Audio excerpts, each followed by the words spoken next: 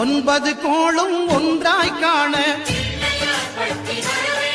அங்கு கற்பகம் என்னும் கடவுளின் மெய்யில் 9 கோளும் ஒன்றாய் காண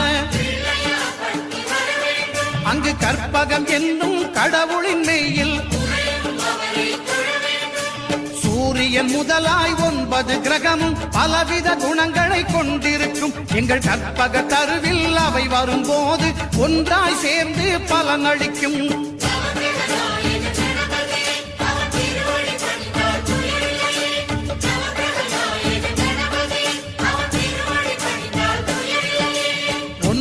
கோளும் ஒன்றாய் காண அங்கு கற்பகம் என்னும் கடவுளின் மெய்யில்